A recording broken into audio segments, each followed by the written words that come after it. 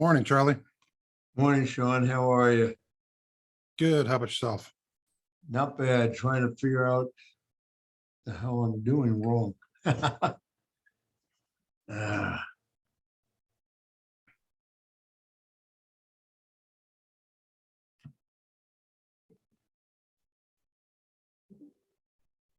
I guess that would make it louder, huh?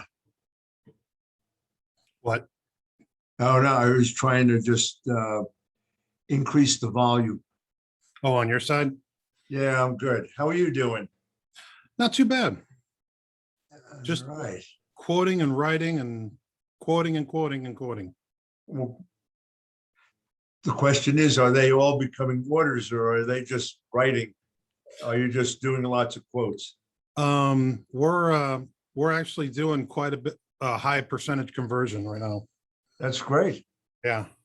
But I think we've actually decided to maybe not continue to do large or back order orders for anybody unless they're a preferred client. Because the paperwork is starting to get just way too stupid. So on back orders, you're talking about like somebody orders, I don't know, 100 shirts and you get 96 and you don't want to do the last four? No, if let's just say somebody wipes out an entire XLs, an entire garment. Oh, So okay. they're expected in a month or two. But Yeah, we'll to go ahead. then do the fill in on it? Exactly. So we're not going to do that for anybody unless they're an existing good customer, I think. Just because it's starting to create a paperwork nightmare. Oh, and without a doubt, it would. I think that's just a crazy thing to have to deal with. Welcome to the new world, huh? Yeah. I mean, I think everybody is facing situations that we never thought we would have to. Usually, somebody didn't have something, you got it in a couple of days or whatever from someone else. Nowadays, who knows? I love your, so you think that the containers behind you have all the things that you're missing? And then some. Without a doubt. I was checking in on, I forget, reading something and they were talking to whoever it was about how long they think it'll take before they get all the boats unloaded and back to normal. And the guy's estimation was somewhere around February or March of 2022. They can only unload them so fast. I know. Well, that's Even that's what he said. I mean, certainly in the past, when you saw a barge go by that had all that stuff, it's kind of like, oh yeah, okay. I don't think anyone, including me, ever thought about how much is on one of those boats. How many containers, and then of course the containers have to still be emptied and trucked away, and they don't have enough truck drivers right now. nope. So even when they've unloaded, they can't do a damn thing with them. When we went up to the Graphics Expo or Graphics Pro Expo in Charlotte last weekend, Right. and definitely noticed an increase in truck traffic. And we left early morning, so it was dark. And there was trucks parked down the entrance ramp back onto the freeway from the rest stops because they couldn't fit them all anymore. Well, I think that there are certainly more trucks. The question is, are those the ones that are going down to the port and picking up containers to move them around? A lot of the trucks, I mean, I'm on the road periodically, and a lot of the trucks are owned by companies that are selling meats and produce and stuff like that. Those have nothing to do with the unloading of the containers. No. And so, there's plenty of trucks on the road. Question is, are they the right ones for what we're looking for? Well, and just like with our business, everything else is selling more too. So they're running, 20, 30, 40% more trucks too. What's interesting now that we're actually starting to come out of this whole stupid thing, companies that I'm working with are busier than they've ever been, partially because they don't have enough employees, but of the ones that they do have, they're jammed. I liked Yeah. Eric's, job Oh, posting. his little thing today. Yeah. I was gonna call him up and tell him I'm gonna sign up for the day. I just, give me the $1,000 signing bonus and that'll work. Well, we forgot one part. We forgot to include, we'll also pay for a college education so you can learn a skill that is different than what we actually do here. Yeah, well, yeah, I thought it was a very witty piece that he put out there. I am stealing it. I'm gonna use that somewhere. Well, I love some of the things you've been putting out lately. I definitely think that they are extremely funny, kind of gets my day going. At the same time, you got to have a laugh somewhere along the line in your life.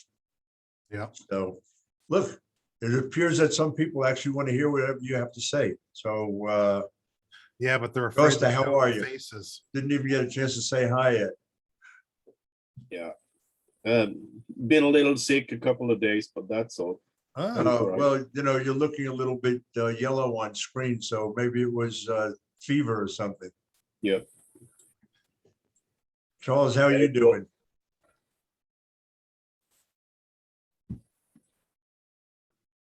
How's it going, guys? How are Good, you man. doing?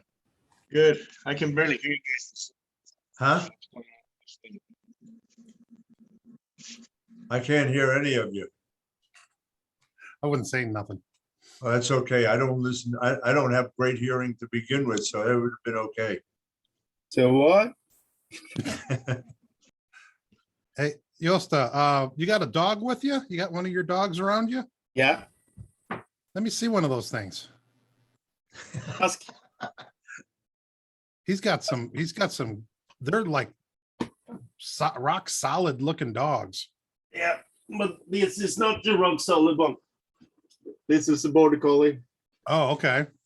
Yeah, Cute Oh. dog, though. it's just a pup. Uh-huh. Oh, he likes that though. Yeah, they all love that. They all think that they're about 5 pounds and can sit on your lap and you wouldn't notice them. Oh, Yep. So this is the one that I nurse now. Up here. This one came out of a C-section. He didn't came out naturally. The 12 hours after. wow. Wow. Yeah, so generally he should be dead, and the anesthetic to make the C-section should have killed him anyway, but he didn't want to die. So and he had his first breath on the top of my stomach. So well, he's a keeper. So what can I say? That's Yeah. all right. Yeah. That's good. Wife wanted the bitch, but I kept him. So Richard, how are you doing? Haven't seen you in a while. I'm fine. As you can see, this camera is not in good shape. I'm literally off to the side. This is in front of my camera, so something's up. I haven't used this laptop in a while. So So I have Dov Singer on, and there he is. For a How are you, moment. Shawn? Hey, I'm good. How's Dov. it going? Good. So Just on my phone. Dov is with MV Sport, and question, they're looking at potentially changing some equipment. And we were talking about like an oval, about setting up one job, printing it, while on the other side of the oval, you're setting up the next job. And I don't know if any of you, Richard, I don't know if you've had a chance to look at any of those. well, in the past, I remember running 2 separate jobs at one time using double indexing. Right. I also used to do identification by using a manual head on the open side of the press. So we would change one single head to get a 7-color print. So I did it for identification stuff. They have one guy printing with a manual and they take up less space. So The ovals I have know. always been superior that way. Space is definitely one of those things. Well, we were talking about something like a striker where you have the high lift heads. Well, And you took my joke away from me because you couldn't do that on a precision oval because you'd be dodging the big. well, it heads was that all have one come head down. at one time and they were all on one side. But you know, Yep. on the machines that have heads on both sides, if you're printing a job on one side, I was talking about potentially setting up the job on the other side. And as you finished one, you then tri-locked the other side and started working on that. And the only thing that you would need to add is your ink. Obviously, you wouldn't want to add that until you're really ready to run, because your screen would be in a high lift. And so trying to add the ink to it would be kind of a nuisance. I don't know if you guys have ever looked at anything of that nature. I know all of you have round machines as opposed to ovals. And I don't know, I know you can't really do it effectively on a round machine, only because the head's down and trying to put your screens in while the pallets are coming up to it creates an issue. Not if you got a golf contact. I've certainly done that on all sorts of machines that had stable heads. Yeah, it's just a little trickier. I mean, when you have the high lift heads, you can put in the squeegees flood bars while they're up. You can drop your screen in, even though it's not in register, but you can drop the screen in so that when you come down, if you're using like a tri-lock, you would tri-lock it and you would then add in your ink and check your registration and go forward. Well, there's where you caught me. How would you tri-log it with someone running a job on the other No, side? no. As soon as that job is over, Oh, you would put on the okay. tri-lock to lock in the screens, but you've got everything else already on the machine. And potentially even the ink, if it's a short run, you can put in the ink in the back of it and drop down shut off the heads on one side so that they can be removing everything on the high lift side and dropping down the opposite side so that you can tri-lock it and go forward. I think you're probably the only older guy in here who's potentially dealt with something like that. I know I did when I was over at some of the companies in Central America and stuff. They were using some of the early newer ovals that Precision came out, that M&R had. What was it? The Alpha? The Alpha. Yeah, I which is ran very Alphas. much like the Striker. But certainly I know the space they take up is considerably less than what a round machine is. Their best benefit.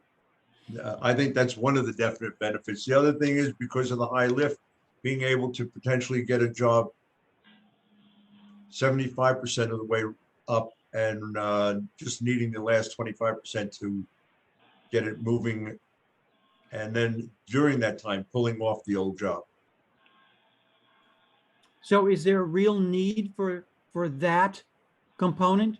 Yeah, Or is in it the enough shop that Dove is with, it's all short runs. And so the time needed for setup and breakdown is really the big factor versus the running time. And so if they can cut down on setup and breakdown time, that would be a definite benefit. Certainly, definitely, yeah. That's where it's at, the changeovers. So we can do a lot of that work. You don't got to go hunting anything down once it's already set. Just once the job is over, just do the finishing touches. I think it would be a great asset. I wonder how much much more it costs. I wonder how much more the Striker costs and the carousel. We'll have to find that out. Well, I do believe the challenge really, I think, is getting a team that's tall enough to, believe it or not, to put in the screens and everything into a high lift mode. Because it lifts up quite high, so that the other benefit is you can put a roll-in flash wherever you want, because you can lift the head out of the way, where you can't do that on any of the rounder machines, because the heads are all stable and you can't just slide a flash in place. You can just do this easily with a high lift. Hey, Shawn, how are you doing? How's your press holding up? Doing well. Are you tri-locking your machine at all? You have a workhorse. How are no, you setting up? We used your initial registration system and we've modified it a little bit with a light box when we Okay, yeah, tape for on the screens. yeah. But we haven't gone to that. We were going to try it. Somebody brought something over, but they were missing a few parts of it on it. But I mean, everybody says you can usually get it dialed in right on or with some minor micro adjustments. Well, our adjustments are always typically just minor micros anyways. So I was So we just use saying, that original. Dove has several of the workhorse machines. They tried, and they also have M&R, so they tried tri-locking them, and they found that they were not able to tri-lock very well on the M&R, on the workhorse.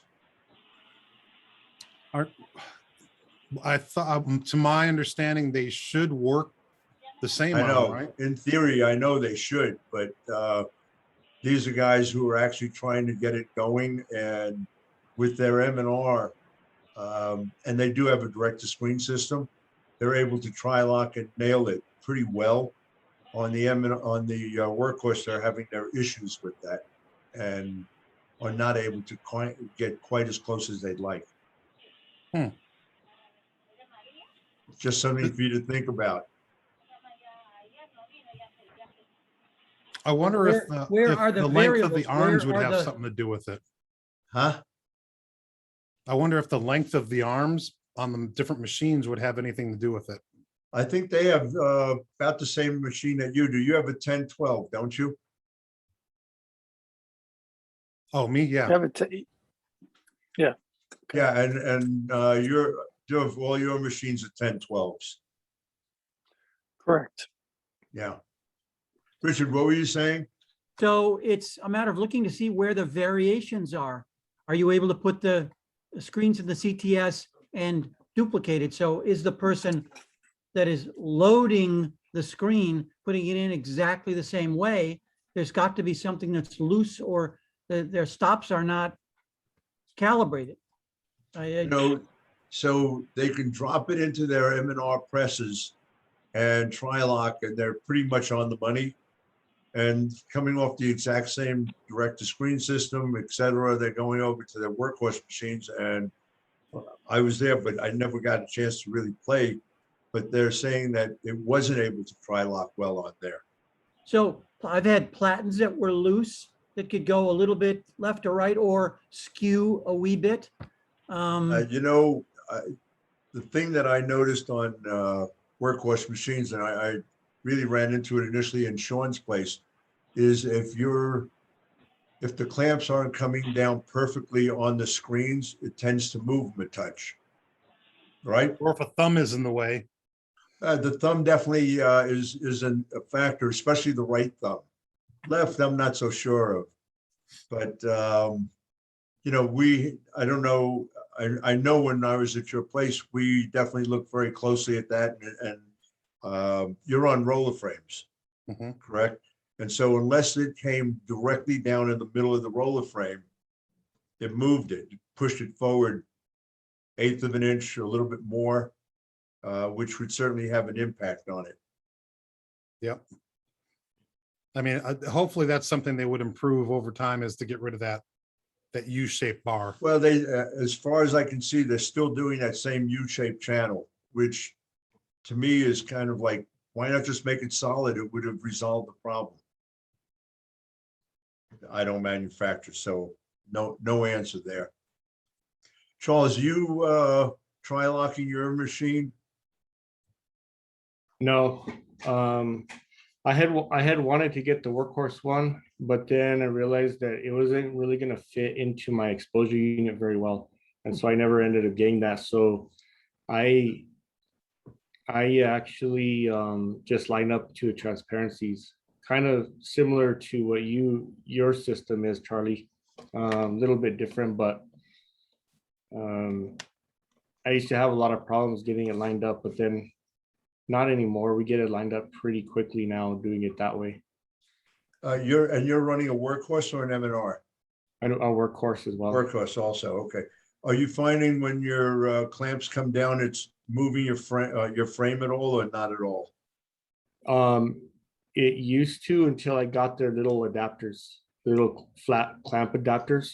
Okay, That made a world of difference for me. And every once in a while, I'll get something that will shift, but not too often.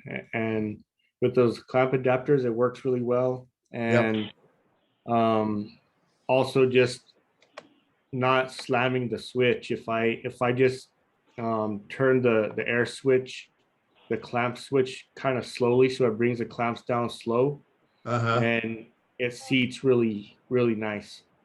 okay. Manny, how are you doing? I'm doing okay, guys. Yeah,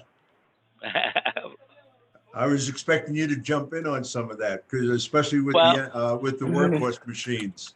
Well, it so happens that the workhorse arm is too low, so when you put the tri-lock stop, so it can fall into the pallet position, there's nothing there to stop it, and we have problems with the workhorse arms. They tend to collapse, so we got to keep tightening them.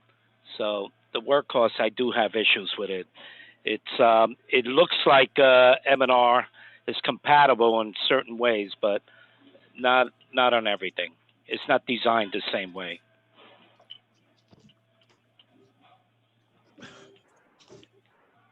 You can hear me? Yep. Yeah. I heard. Are you definitely using heard the that. tri-lock or are you using M&R? Are you using Workhorse's version? No, we got M&R tri-lock. Cause I know Workhorse has their own tri-lock. I'm wondering if that sits, if the collar sits on the arm any better than the M&R one, if it's any higher so that the tri-lock catches better. I don't know Yeah, anyone who has the tri-lock from Yeah, Workhorse right now. Yeah, we have M&R tri-locks because we try to have everything uniform. Yeah. And that's very important when you work a shop this big. Everything has to be uniform. Squeegees, flood bar, everything. Yep. I would agree. Probably time to get rid of your task machines then. Well, they have their purpose. We do blankets on that. I'm joking. The pants. You get those long pants. You get those long pants done. Yeah. Nice and slow, but they get done. Shawn, how's your business? Obviously, you're busy as hell right now. Doing a lot of embroidery as well, or predominantly screen print, or a lot of everything? We're doing probably about, I would say we're probably doing about 70% embroidery right now. Okay. Well, as you get closer to Christmas, that seems to be the norm. Yeah. And which is really nice because the only thing that's in stock right now is expensive stuff. So it's causing the margins, even though we're still keeping our same profit margin, we're getting more of it just because it's a more expensive piece. But it's nice. It's nice to see that happen. We've got another 6 head Barrett on order. Should be here in January. Oh, nice. We got a lot of rearranging to do to make sure we can make everything fit right.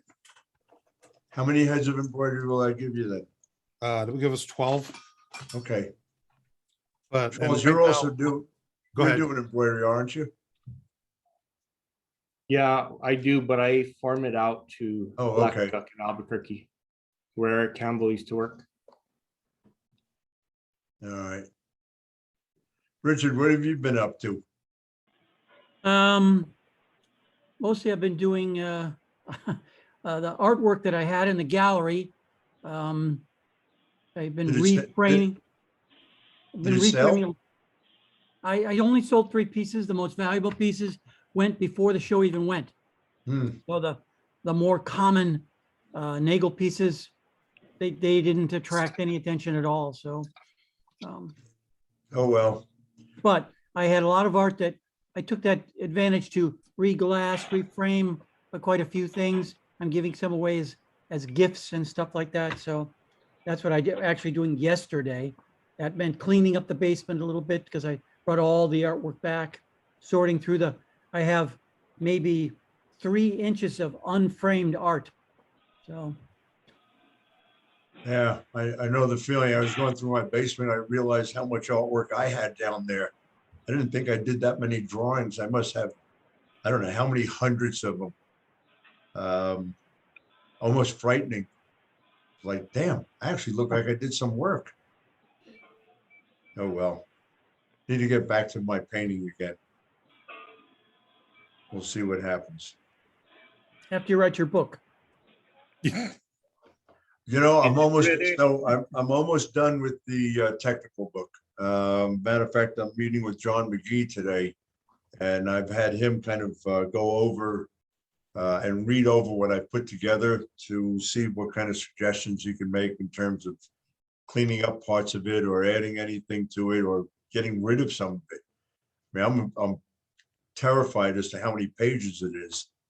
How many pages is it? I'm not sure. I know with photos and all, it's probably going to be about 250 pages or so. Oh, that's a nice sized book. I know, and that's the technical one. And then I'm still writing the other one on my my 45 years in the industry. That one's kind of fun. I mean, I get a chance to reflect back to things that went on from 77 on, or actually from 76 on, from my early days in the industry. And so that one is definitely a lot more fun. Difficult to remember some of the things. So anything I've written about people in the industry, I've sent it to them for them to clean it up or straighten it up or tell me to delete things, depending on what it is. But it's been fun writing that one. And that one I'm actually looking forward to. So I've also been going through and pulling out a lot of the old photos and photos of my old shirts. Some of the things that we did back in the early 80s for testing out the difference between hand separations, camera separations, computer separations, which were quite rough at that time. I found all of the photos on that, all of the actual artwork on that, including the originals. Some of those I think are kind of fun. And then there's so many magazines that are no longer around. T-shirt Retailer and Press Magazine and bunches of others that I participated in. Matter of fact, the Press Magazine, for me, doing one of their shows was the most interesting one for me. It was held in the Meadowlands in New Jersey back in the early 90s, I think. And even trying to find the convention center was difficult. So when it came to seminars, I was scheduled to do 3 seminars. So my attendance was 0, 0, and 0, which I thought was great because I didn't have to do anything. Some of the other speakers had 1 or 2 people show up, so they actually had to do their seminars, which I was thrilled to not have to, but it was fun kicking around New York. But it's the only time I've ever had 0 show up. And not only 0 for one, but 0 for every seminar that I had. So, you know, you kind of take a step back and say, there's something I did wrong. Then you realize, you know what? If it is, it is. And there's nothing I can do about it at this point. But it's been fun writing. And I keep on coming up with more ideas or more reflections back. I can't tell you what I did a week ago, but I can tell you what I did 30 years ago.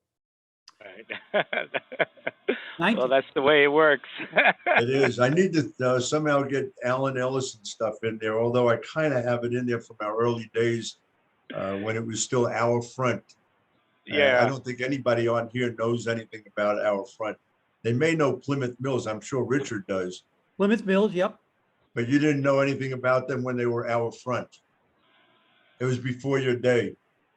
So when I got into this in 76, I got in doing bootleg rock and roll, and my main competitor, and he was definitely king, we were not, was Alan Ellison from Our Front in Brooklyn. And the major difference was he was great at knocking off album covers but wasn't the most creative, but he was a really good printer and had an automatic. We were really creative, but we were printing our shirts on print tables. So our registration was not the best. The nicest Right. thing about doing rock and roll, you never got returns. Right, that's true. So, you know, everyone says, how did you cure the shirts? I don't know. I mean, we did, but some probably didn't, and that was okay too. But Yeah. those were the early days. Charles, I have a quick question for you. How old are you? I'm 43. Okay, I was just curious. You know, it's the bald head that doesn't Can't basically tell. let us figure out exactly where we are. Yeah. Oh, and look, there are more of us on here than those with hair. All right. Oh. Well, Charles, I think you're like what? Well, you're 65 now, Charles? Yes. Sometimes I feel like it. Yeah.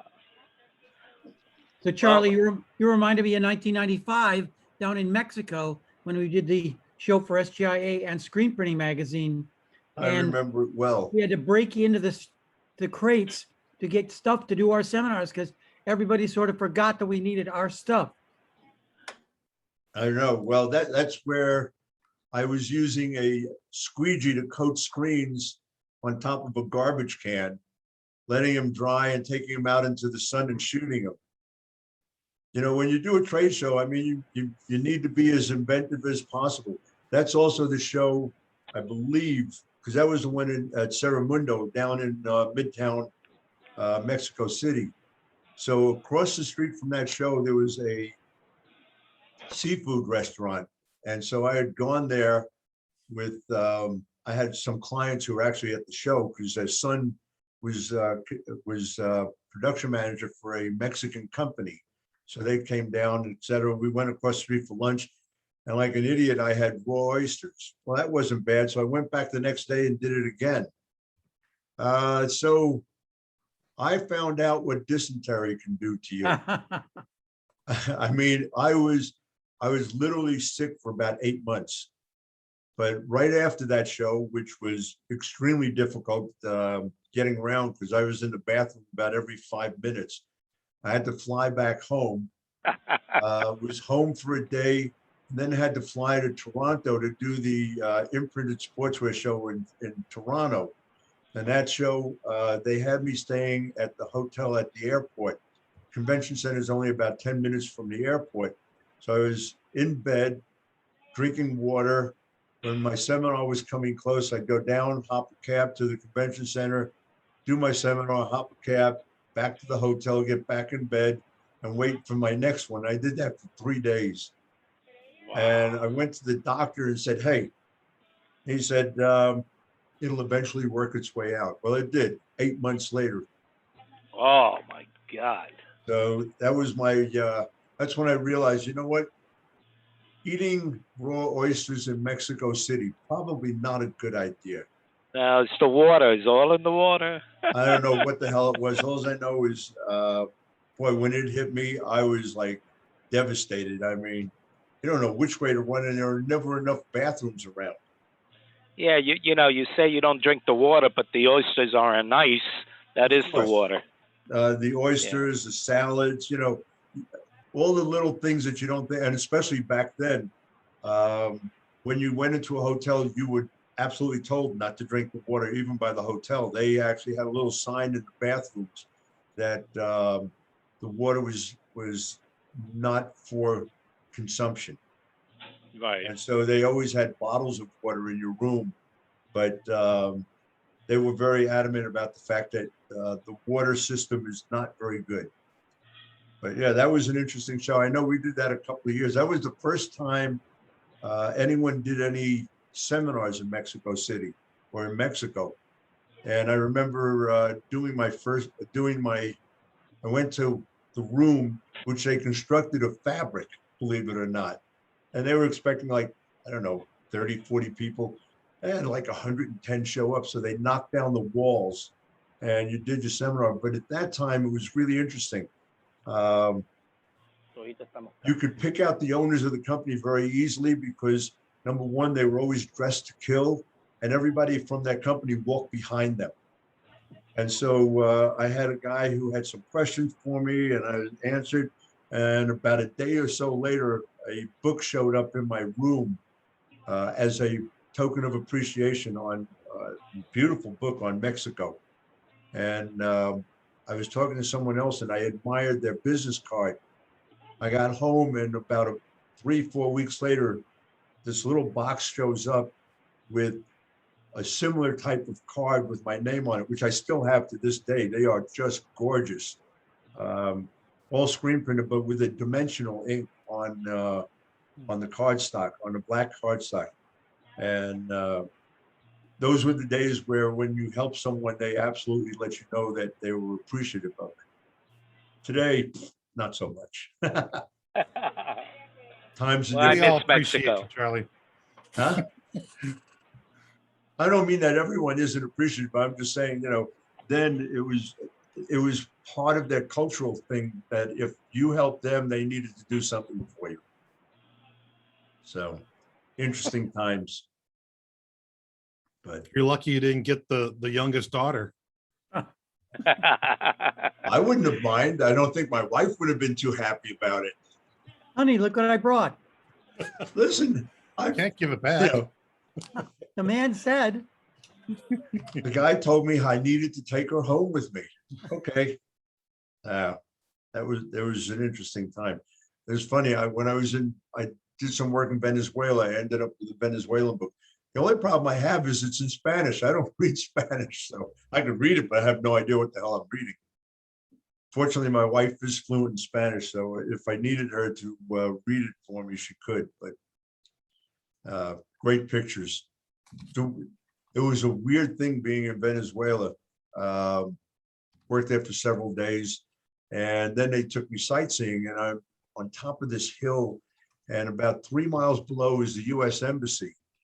And I was taking some pictures, and next thing I know, a guard is coming up to me to find out why am I taking pictures of the U.S. Embassy. And of course, when I told him I was American, I was fine, but somebody at the embassy spotted me taking pictures from 3 miles away. Wow. oh, That means they're watching. Oh yeah, yeah. It was an interesting place to be. So Well, I really, now that you talk about Venezuela, when I lived in Mexico doing screen print, I had to do NAFTA in Mexico. I really enjoyed myself there. It was really great. It was a nice place to be back then. We're yeah, talking over 20 years ago, but it was a nice place. Now I don't think people can survive there very well if you're American. what's interesting way back, and I'm sure Richard, you remember, everybody was moving to Mexico. You had STS Graphics, you had Future Creations, who were the two biggest in the US at that time. They moved down there. What's his name from up in Chicago? I forget his name. Ed Blazer. Ed Blazer, and he was Latin. I think he was Argentinian or Brazilian, Yes. I forget. All of them moved down there. I know MHPG moved down there. Every one of them went bankrupt. None of them understood the Mexican mentality or traditions or ways of doing business in Mexico. I know with MHPG, they set up a new factory, they had it built, and they never paid off the town elders. So when they opened the doors, nobody showed up. Because they were basically told, you show up, you're in trouble. And as much as they needed to work, they didn't show up. So I don't know any American companies from back then that survived. I know the Duck Company out of Denver is in Tijuana and has been for quite a few years, but that happened years and years later. But yeah, interesting stuff down there. American companies just don't know how to deal with it. Yeah, with Mexican culture. Well, remember, they have parties every other day. They're celebrating Saint Days. They celebrate all these crazy holidays, and they just don't show up to work. It's funny. The factories that I worked with down there, attendance was never an issue for them. I mean, Same thing, especially not only Mexico, but also Central America. If they partied all night, they showed up the next day and that party closed, but they showed up. They show. And, you know, it's kind of like, really, you have a party dress on and you're going to be printing today. Okay. And amazingly, they would not get those good clothing dirty. Yeah. Oh, well. Different time, different situation, certainly a different country. And although it sits on our border, it's quite different than what we do here. But I think some of it is really good down there. They do some great printing. They've got some huge shops. Some of them. Well, are you kind of definitely have all the people you need to work, and that's something we lack here in the States. You know? I agree. But when I worked in Peru, they would have a line of 20 to 30 people standing outside of the walls of the factory to see if they could get a job there. And it was like that every morning that I went there. You didn't show up for work, you were released, and they had somebody else take your place. Right. Help was not the problem. No, not then. Now it is. Yeah. So yeah, interesting times. So what else is going on with you guys? Shawn, are you going to be putting any more automatics in, or are you just going to work with your one? We're gonna increase efficiencies right now. Okay. So I don't know that we'd have enough room to drop in any additional autos. Uh-huh. Might be able to do a small one or something like that, but it probably wouldn't be worth it. No. But we're looking at, you know, a possible laser in addition to the other embroidery machine, and getting the flash, and then getting a couple accessory pallets for the heat press. Just all the things that, you know, we wish we had when we're doing things. We're going to go ahead and invest now so that we have it and it's ready to go, and things after the holidays, when things start picking up. Are you going to the Long Beach show, or any of you guys going to the Long Beach show? I'm going. Yeah, I know I'll definitely that. be there. Yeah. Yeah, did they get you a hotel yet? I got to speak to the booking gal upstairs. She said she was going to get me one this week. I was So- going to say, I would definitely get something, just because otherwise, if Yeah, you're at the not- last minute, they'll put you 3 or 4 miles away, right? Yeah, which, you know, the fun of that show, I mean, of any show, is really what goes on after the show, not during the show. Yeah, I'm ready. Shawn, You you've never guys, been to that. everybody else is going?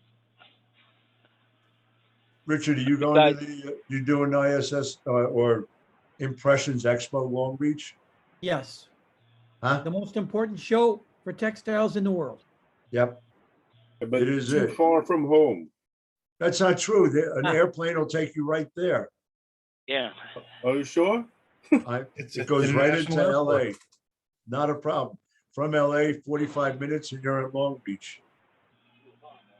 Okay. We're super shuttles having our anymore. managerial meeting to find out who's going to the PPAIA and the ISS. Well, from PPIA, jumping over to ISS is nothing. I love doing both of those shows. I can play at PPIA for 3 days and then hop a plane and spend the rest of the time at the ISS show. What's Yeah, we amazing, come back for 2 days and then head back out. it's not even worth coming back. It's easier just to hop a flight over. Yeah, I may have to do that. You know, what's interesting to me is the size of the booths at the PPAI or IA, I can never get it right. PPAI. PPAI show. So when you see Sanmar's booth there, it is so big. Then you go to the ISS show, and theoretically it's a big booth. It's half the size of what they have in Vegas, and the same thing with Broder, etc. Delta, you know, I always thought Delta had a decent sized booth until I went to the PPIA show, and it was like, whoa, now that's a booth, man. But and I guess Broder has the largest, right, and with Samar sitting next to them, so you get to hit one after the other. I'm not sure what they're gonna show this year, though. I heard the PPAI is going with the same number of suppliers, but a smaller footprint. Yeah, that would make So sense. that's, it's good, but I'm just worried that they're gonna cram things way too close. Cause we've been doing some association shows regionally in Georgia, and we've doubled the spacing between the booths. And it's amazing how much that extra room makes it feel like you're not sitting there waiting for somebody to stop talking to the rep, because you can actually look at some stuff, talk to the person you're with while until they're freed up, and it doesn't feel all jammed up and tight. Yeah. So Having been at that show, I mean, they took up all the convention center at the Mandalay Bay. And even if it's a smaller footprint, if they, I'm guessing that a lot of the booths are going to be smaller, because that was a fairly international show as well, even though it was more the international exhibitors, not the attendees. Where the ISS show was both international as far as attendees and exhibitors. And I'm wondering how many exhibitors from out of the country are going to be there this time. I don't know. They actually just finished SEMA up in Vegas, Yeah, the car show, and Right. one of our clients is the general manager for the North American branch of their business, and their bosses from Germany couldn't enter the US to go to the show. interesting. Well, I spoke to friends that went to the FESPA show, and they basically said there were no textile screen printing equipment or ink companies there. And that basically it was just a European show, period. Yeah, it was. And I'm kind of expecting something like that in January, where you'll have some international, not much, but it'll be more of a US show this time. Although there will be some international people.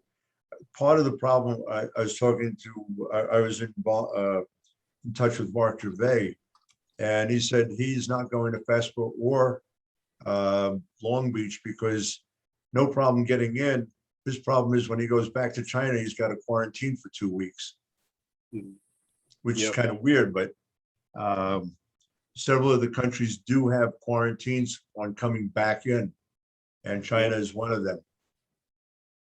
I know for the US, going to Holland, theoretically, we were supposed to quarantine for 10 days in order to go to FESPA, and I don't know anybody who really was going for that purpose, although I know Chris Bernay went, but I think he came in through one of the other European countries, so I don't believe he quarantined, but if I see him, I'll ask. I'm just curious about that. You need What's you the need situation for? Go ahead. Huh? Go on. No, you did Yeah. need to quarantine if you were from the US.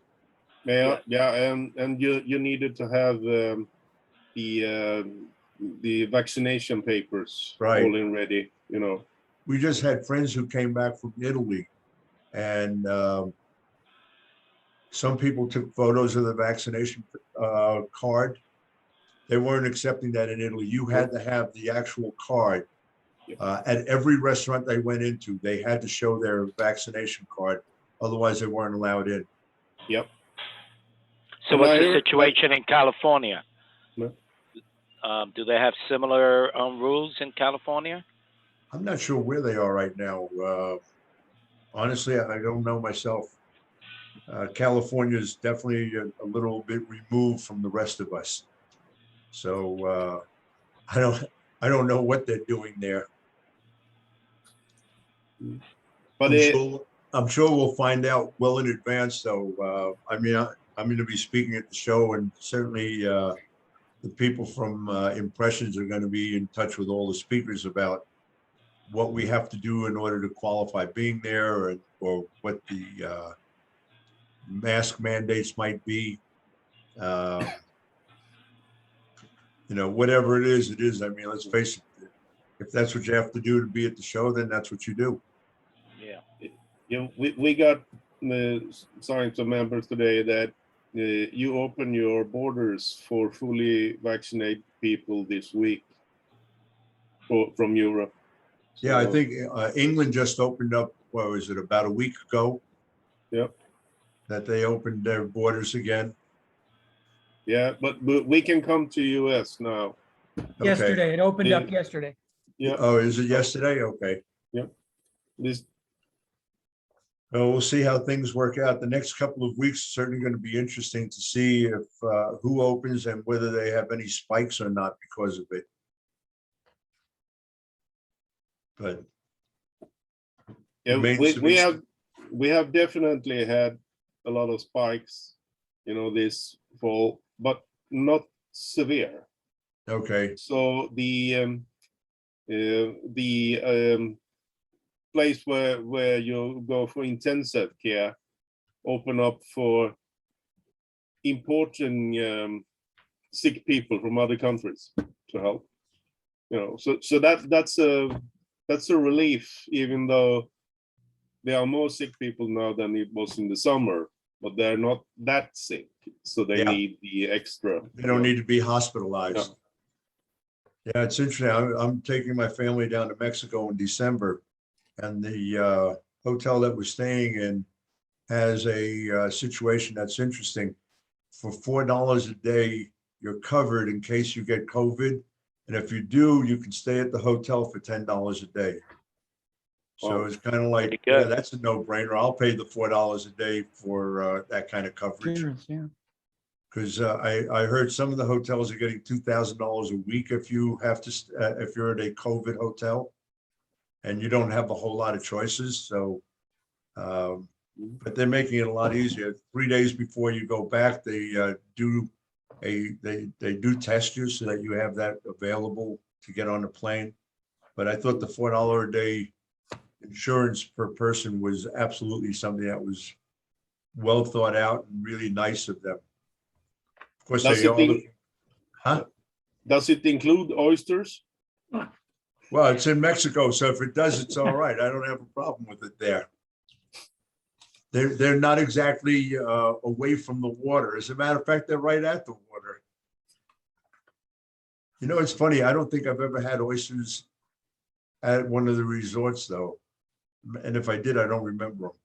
Maybe it's because if I'm in Mexico, Mexico and oysters bring back not the best of memories. You learned your lesson. I did. But, you know, it is the right time of the year. It's months that end in R are supposed to be the months that you can have oysters. And so December ends in an R, so I'm fine with that. We'll see. Gotta have them in the United States, not in Central America. Yeah. Anyway, gentlemen, how's everything? I don't know if we have anything else we'd like to chat. Shawn, thanks so much. I love your background there.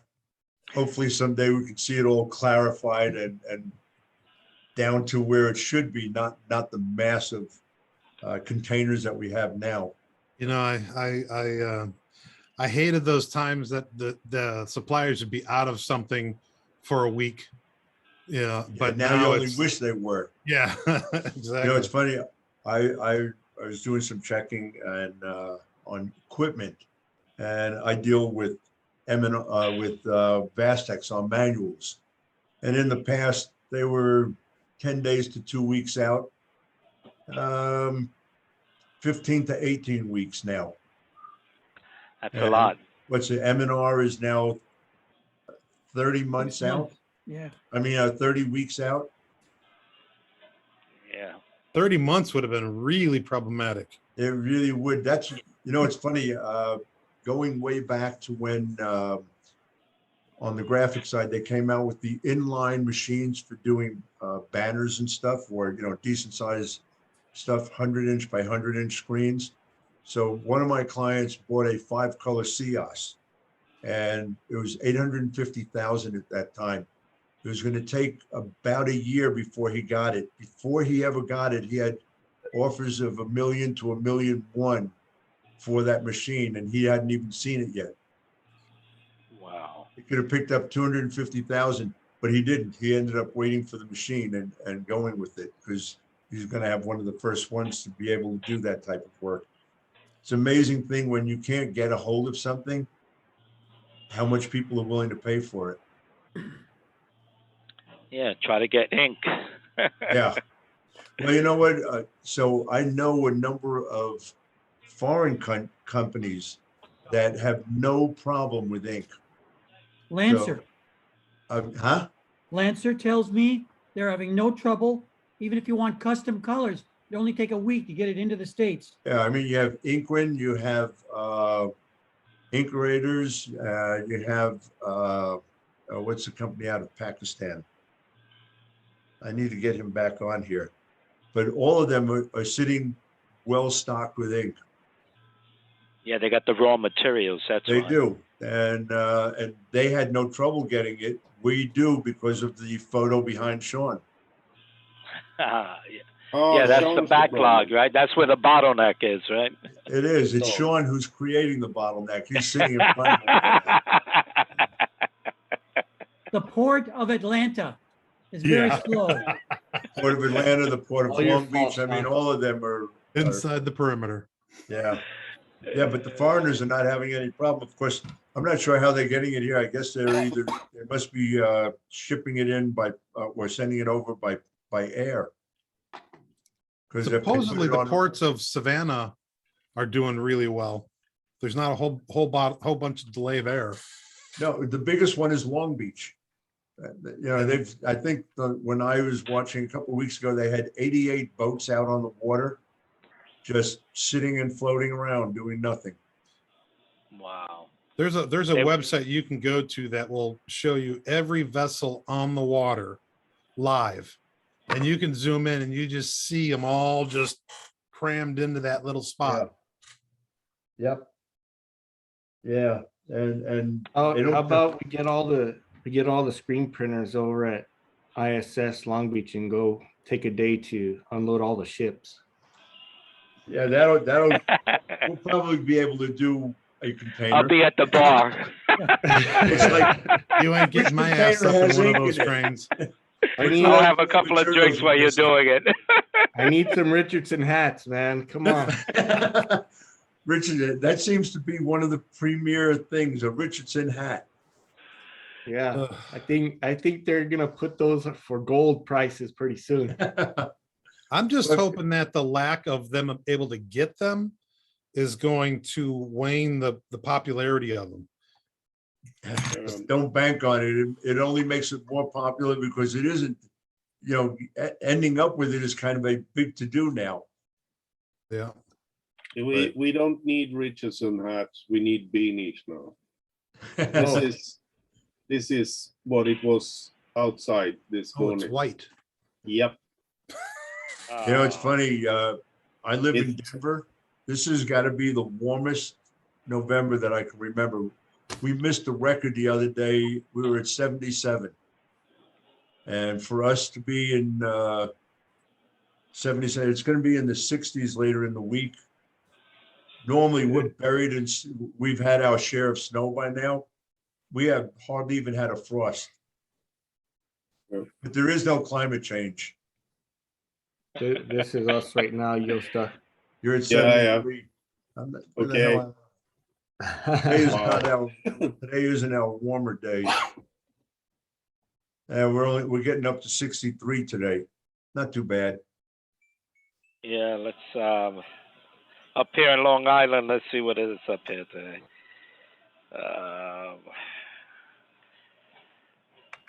Let's see what the temperature is. Maybe I can tell you. In a week, Yeah. You're at in a 60. week, there'll be snow.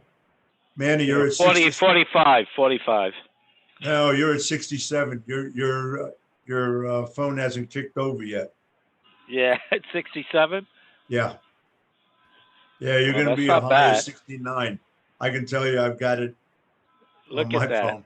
Very So sure. I always check it out before I go anywhere, so I know what kind of clothing I can take with me. Back when I was quite young, my very first consulting job was in Pisgah, Alabama.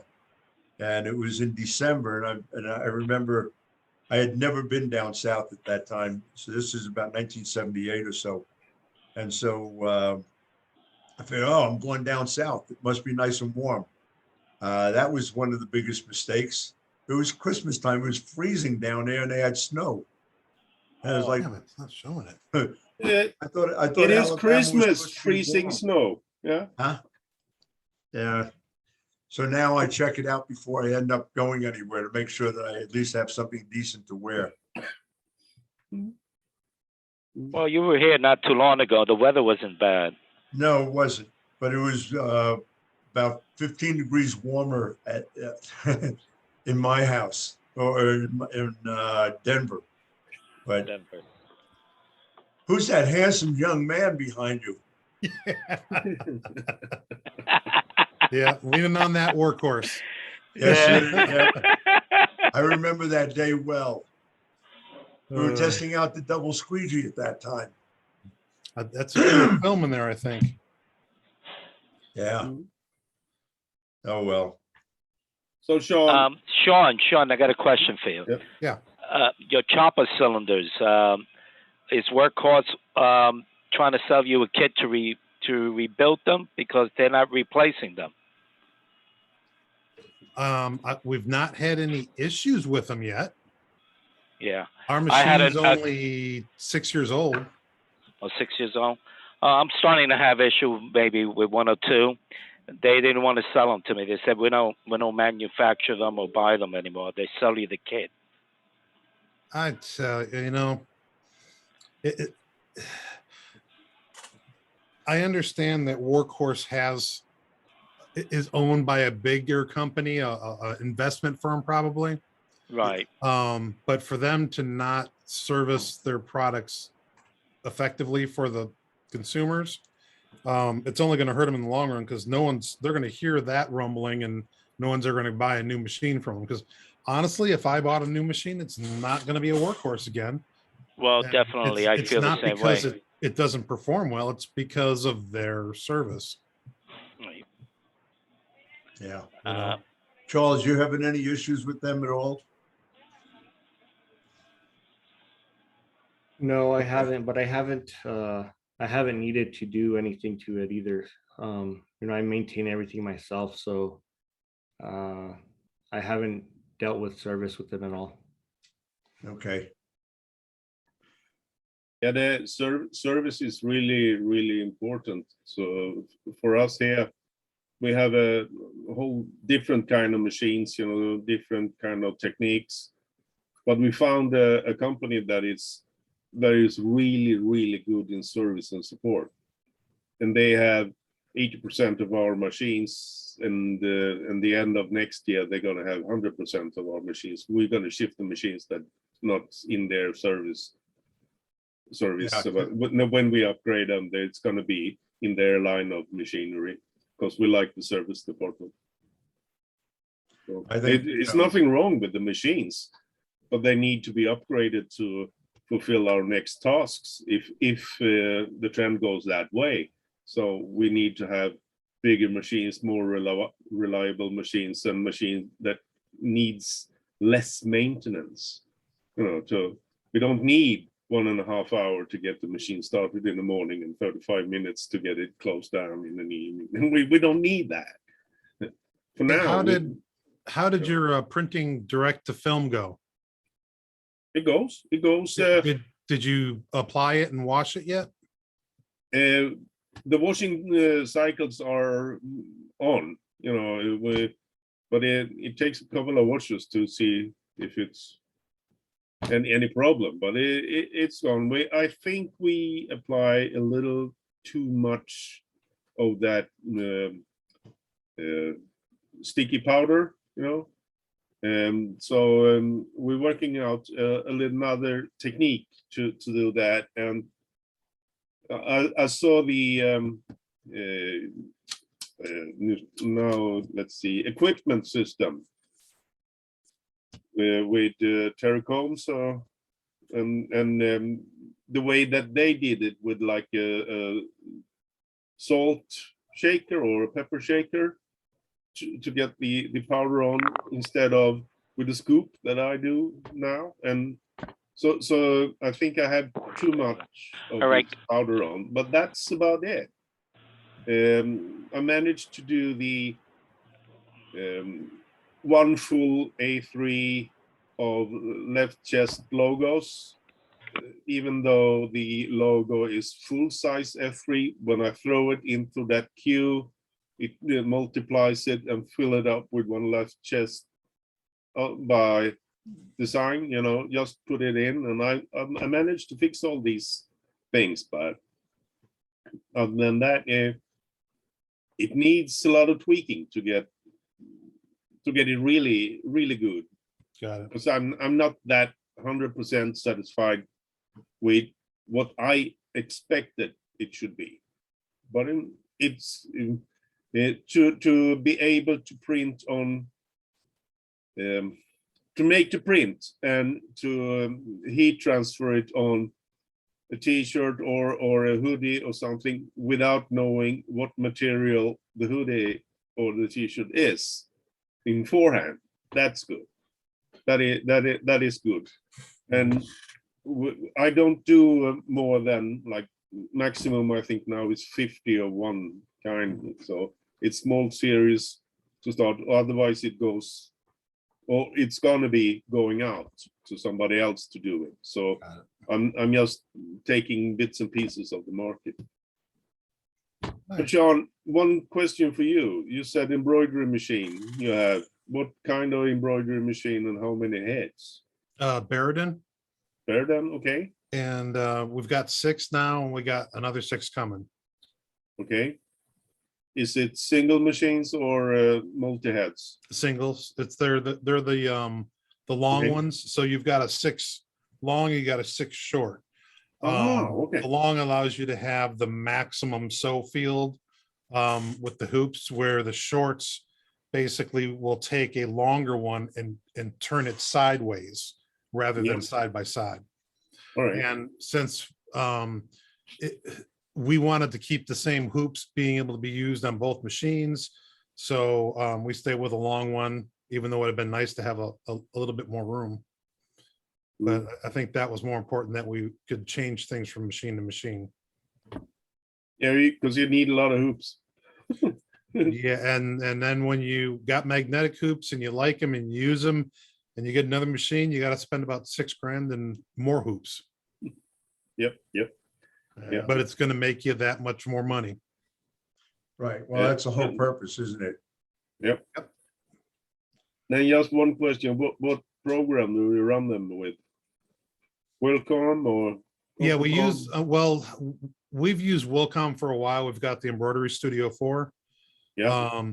We still send our digitizing out either to Graphic Source or Vitor, who's in Brazil. Yeah. And they'll create the primary file for it. If it's just comes back and it's horrible, we'll send it back to them, make them redo it. If it's something minor where there's supposed to be a trim or a tie down or a color change, we know we can do it here. We can adjust underlays if something starts poking out or something like that. But I mean, we know how to digitize, but it's not our forte, and it's not worth our time to try and figure it out. Yeah.